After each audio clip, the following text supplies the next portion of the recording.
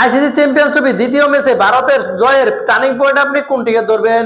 মোহাম্মদ শামির শুরুতেই সৌম্য সরকার এবং মেহেদী হাসান মিরাজের উইকেট নেওয়া, নাকি ম্যাচের হাল ধরা জাকির আলীর 42.4 ওভারে উইকেটটা নেওয়া? কেননা বাংলাদেশের টপ অর্ডার ব্যাটাররা যখন ব্যর্থ হয়েছে, সেখানে জাকির আলী এবং 5 নম্বরে নামা তাওহিদ হৃদয় ম্যাচের হালটা ধরেন এবং শেষ পর্যন্ত তারা 154 রানের বিশাল একটা পার্টনারশিপ করে এবং সেই পার্টনারশিপের সুবাদে তারা শেষ পর্যন্ত একটা সম্মানজনক স্কোর করে।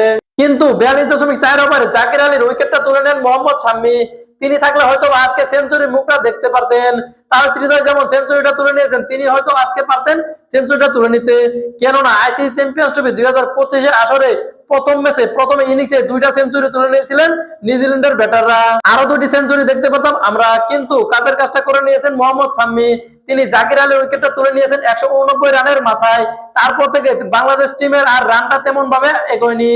জাকির আলী এবং তাহিদ হৃদয় তারা দুজনে যে একটা বড় পার্টনারশিপ করেছে, সেটা আজকে প্রশংসার দাবিদার। কেননা টসে জিতে ব্যাটিং এর সিদ্ধান্ত নেয় টাইগার অধিনায়ক নাজমুল হোসেন শান্ত এবং শুরু থেকে তারা ব্যাটিং বিপর্যয় পড়ে 1 রানে 1 উইকেট, 2 রানে 2 উইকেট হারিয়ে বাংলাদেশ টিম ব্যাটিং বিপর্যয় পড়ে রীতিমতো হাবুডুবু খায় আজকের ম্যাচে।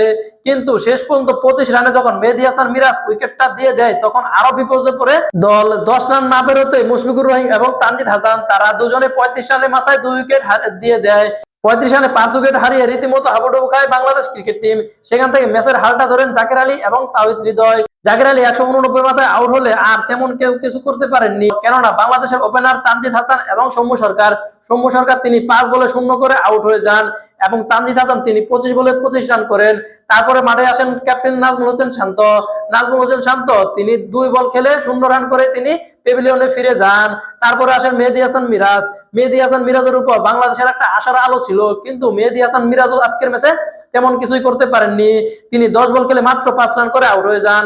তারপরে মাঠে আসেন তাওহিদ হৃদয় আজকে কাজের কাজটা করেছেন। তিনি 118 বল খেলে সেঞ্চুরি করেছেন। তার সেঞ্চুরির মধ্যে 6টা 4 এবং 2টা 6 এর মার ছিল এবং তার স্ট্রাইক রেট ছিল 84.75।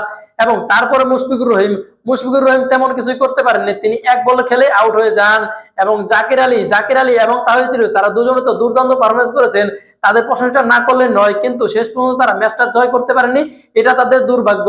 তাওহিদ হৃদয় এবং জাকির আলীর পাশাপাশি ম্যাচের শেষ দিকে যে জ্বলে উঠেছিলেন রিশাদ হোসেন রীতিমতো হেনস্থা করতে শুরু করেছিলেন ইন্ডিয়ার বোলারদের। তিনি 12 বল খেলে 18 রান করেন, যেখানে একটা 4 এবং 2টে 6 এর মার ছিল।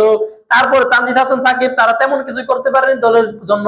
শেষ পর্যন্ত 49.4 ওভারে 10 উইকেটের বিনিময়ে তারা 228 রান সংগ্রহ করে 229 রানে জবাবে ব্যাটিং আসে ভারত এবং তার ভারত ওপেনার রোহিত শর্মা এবং শুভমান গিল তারা শুরু থেকে আজকে দুর্দান্ত ম্যাচ খেলে এবং তারা 69 রানের একটা পার্টনারশিপ করে 69 রানের মাথায় রোহিত শর্মা আউট হলে মাঠে আসে বিরাট কোহলি তিনি আজকে তেমন কিছুই করতে পারেননি দলের জন্য।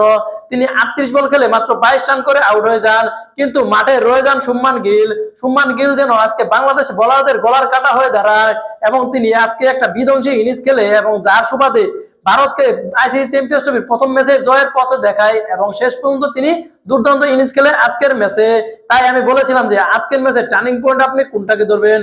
তো আজকের ম্যাচে আমার মতে টার্নিং পয়েন্ট হচ্ছে মোহাম্মদ শামির প্রথমে 2 উইকেট এবং তার পাশাপাশি জাকির আলীর উইকেট নেওয়াকেই বোঝায়।